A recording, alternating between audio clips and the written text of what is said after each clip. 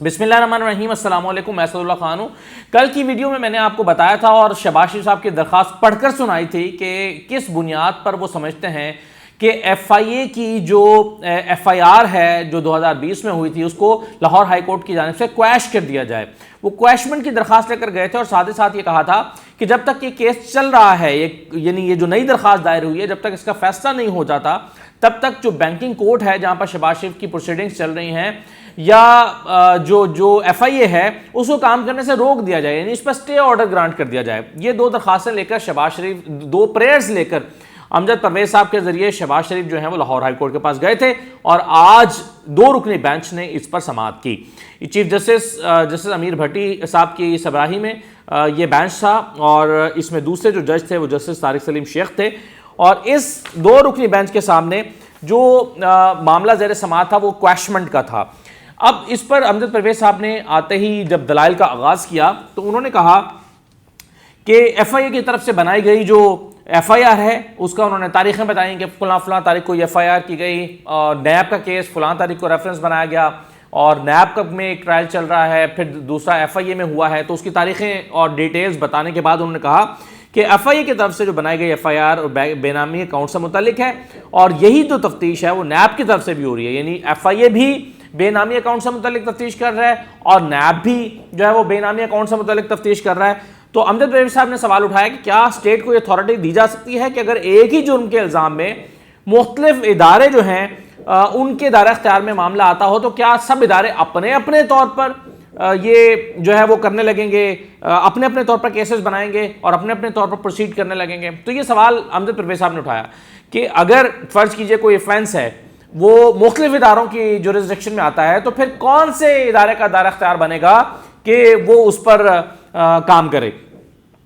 अब अमीर भट्टी साहब ने सवाल उठाया, उन्होंने कहा कि ये 2020 का मामला है जब FIR दर्ज हुई और अब ये हम 2022 में खड़े हैं जबकि चालान सबमिट हो गया। उन्होंने कल वाली जो दरखास्त थी जो मैंने कल आपको पूरी पढ़ के सुनाई थी, इसका पैरा नंबर 39 जो है उसका हवाला दिया जिसमें इसको एक जो है वो चालान के सबमिट होने के बारे में बताया गया है। तो चीफ जस्टिस साहब ने पैरा नंबर 39 का हवाला देते हुए कहा कि आपने इसमें बताया है कि चालान सबमिट हो चुका है, हम 2022 में खड़े हैं, ये 2020 का मामला है, तो क्या हम इसको क्वैश कर सकते हैं? अब तो क्वैशमेंट का सवाल ही पैदा नहीं होता बल्कि अब प्रोसीडिंग का मामला है। नहीं, बल्कि उन्होंने कहा कि अब तो क्वैशमेंट का सवाल नहीं बल्कि प्रोसीडिंग का मामला है। अच्छा, अब इस पर जस्टिस तारिक सलीम शेख साहब ने भी एक सवाल उठाया। उन्होंने कहा क्या इस कोर्ट के लिए मुमकिन है कि वो इसको क्वैश करे और क्या FIR पार्शली क्वैश हो सकती है? तो इस पर अमजद परवेज साहब ने कहा कि जी, इसमें कुछ केसेस माजी में हमें मिलते हैं, कुछ केसेस का हवाला मिलता है कि जिसमें ये क्वैश हो सकती है। तो तारिक सलीम साहब ने कहा, जैसे तारिक सलीम शेख साहब ने, उन्होंने कहा कि सिर्फ 2 या 3 केसेस हैं और उसमें भी डिफरेंट प्रोपोजिशन थी। तो उन्होंने कहा कि अब आगे जाके उस केस का हवाला भी आया, मुशाहिद शाह केस था, उसका हवाला भी आया कि उसमें और फिर वो कैसे डिफरेंट प्रोपोजिशन थी वो मैं आगे जाके आपको बताता हूँ। तो अमजद परवेज साहब ने कहा कि अगर एक ऑफेंस, और उन्होंने फिर मुख्तलिफ कवानीन का हवाला दिया कि नैब का ऑर्डिनेंस का फलां सेक्शन है, FIA का जो कानून है उसका फलां सेक्शन है और मुख्तलिफ इदारों के सेक्शंस का हवाला देके उन्होंने कहा कि अगर एक ऑफेंस 4 मुख्तलिफ कवानीन के ज़ुमरे में आता हो तो कौन सा इदारा तहकीकात करेगा? सवाल यह है, नैब करेगा, FIA करेगा, दोनों करेंगे, सारे करने लगेंगे? तो उन्होंने, अमजद परवेज साहब ने कहा कि मेरी दानिश में ये नैब की जुरिस्डिक्शन बनती है, FIA की जुरिस्डिक्शन नहीं बनती। इस पर दोनों जजेस ने बारी बारी ये कहा कि आप हमारे सामने कंपैरिजन की दरखास्त लेकर नहीं आए, आप ये नहीं कह रहे कि ये नैब के का दायरा इख्तियार बनता है या FIA का दायरा इख्तियार बनता है, आप तो कंपैरिजन के लिए दरखास्त लेकर नहीं आए, आप तो हमारे पास आए हैं क्वैशमेंट की दरखास्त लेकर। कंपैरिजन का मामला तो नहीं है जो हमारे सामने लाया गया है, तो हम कंपैरिजन के बगैर ये कैसे फैसला कर सकते हैं कि ये FIA की FIR दुरुस्त है या नैब की दुरुस्त है?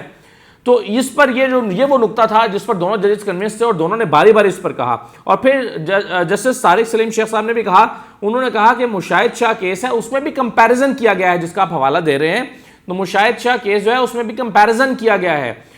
तो कंपैरिजन के बाद ये फैसला हो सकता है। तो एक तरह से दोनों जजेस ने एक रास्ता सुझा दिया अमजद परवेज साहब को और कहा कि अगर आप इस मामले को देखना चाहते हैं या आप हमारे पास ये दरख्वास्त लेकर आए हैं तो हम क्वैशमेंट की दरख्वास्त की बजाय हमारे पास कंपैरिजन की अगर दरख्वास्त आए तो उस पर बात हो सकती है। तो अमजद परवेज साहब ने जो है वो कहा कि आप बिल्कुल दुरुस्त फरमा रहे हैं, आप बिल्कुल ठीक कह रहे हैं, मैं आपसे मुत्तफिक हूं, अगर आप इजाज़त दें तो मैं अपनी दरख्वास्त वापस लेना चाहता हूं ताकि मैं एक नई दरख्वास्त तैयार करके दायर कर सकूं। तो अदालत ने जो है वो चूँकि उन्होंने इस्तदा की कि मेरी दरख्वास्त मुझे वापस कर दें, तो उन्होंने जो बेंच था अदालत ने वापस लेने की बुनियाद पर फिर ये दरख्वास्त मुस्तरद कर दी और यूँ जो है वो ये मामला निपटा दिया गया। अब अमजद परवेज साहब जो हैं वो लेकर आएंगे दोबारा ये दरख्वास्त अदालत के पास और उसमें कंपैरिजन करेंगे और कहेंगे कि जी ये केस है, ये नैब के पास है, ये केस है, यही केस जो है वो इनके FIA के पास है, तो इसलिए इसका कंपैरिजन देखेंगे, एक जैसा केस है। अब एक जैसा केस होने की वजह से ये चूंकि नैब ने इनिशिएट कर दिया हुआ है तो FIA इसको इनिशिएट नहीं कर सकती। अच्छा, उसके बाद शायद वो क्वेश्चन की दरख्वास्त साथ में कर सकें। लेकिन मामला ये है, जो इसमें ट्रिकी नुक्ता है, इंपॉर्टेंट बात है, वो ये है कि अगर नैब और FIA के केसेस का मवाजना करना होगा, क्योंकि शहबाज शरीफ साहब बार बार ये कहते रहे हैं, बार बार ये कहते रहे हैं और जजेस के सामने भी बार बार ये कह चुके हैं। उन्होंने कहा कि मेरे खिलाफ ये जो FIA ने केस बनाया है ये रेप्लिका है, नैब के कवानीन का रेप्लिका है, नैब के रेफरेंस का रेप्लिका है। जो नैब ने मेरे खिलाफ केस बनाया है वही केस FIA ने बना दिया है, बिल्कुल डिटो कॉपी है। तो अब यहां पर यह साबित करना होगा, कंपैरिजन लेकर आते हैं कि ये वही केस है, जबकि FIA ये नहीं मानती। FIA कहती है कि जो नैब का केस है वो TTs का केस है, कि वहां से टेलीग्राफ ट्रांसफर्स हुई और उन लोगों ने भेजी कि जिनकी अपनी हैसियत नहीं है, और फिर यह कि उसका कोई इन्होंने अगर वो बिजनेस में इन्वेस्टमेंट के तौर पर आया है वो सारी रकम, तो उसका कहाँ पर बिजनेस में लगाया गया और फिर उसका शेयर कैसे वापस किया गया है उसका रिकॉर्ड नहीं मिलता, तो उसको मनी लॉन्ड्रिंग ही तस्वुर किया गया है। जबकि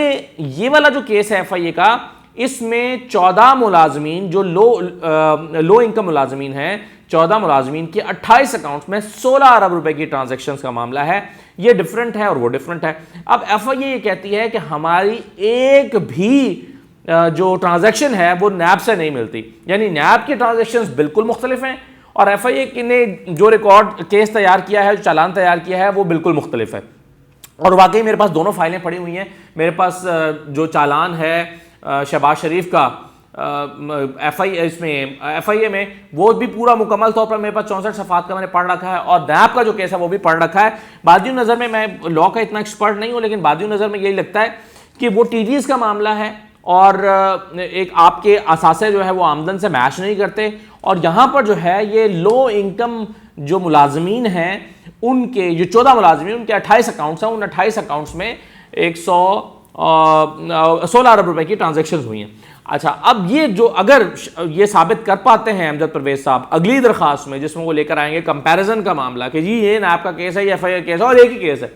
तो अगर उसमें साबित कर देते हैं कि जी हाँ जी ये रेप्लिका है, तो हो सकता है कि FIA का केस ख़त्म करने की अदालत हुक्म दे दे। लेकिन अगर FIA भी चूंकि उसमें मौजूद होगी और फरीक बनाया जाएगा नैब को भी, और अगर नैब और FIA ने इस्टेब्लिश कर लिया कि देखिए हमारे दोनों के केसेस मुख्तलिफ हैं, तो फिर मेरा ख्याल है केस इस तरह से चलता रहेगा। तो अमजद परवेज साहब आज उनकी दरख्वास्त 15 मिनट की ये समाअत थी तकरीबन, और 15 मिनट में ही उनका जो केस है वो निपटा दिया गया, और उसमें जो मुख्तसर दलाइल दिए गए वो मैंने आपके सामने रख दिए हैं। आगे क्या होता है वो फिर हम आपको बताएंगे। इजाज़त दीजिए, अल्लाह हाफ़िज़।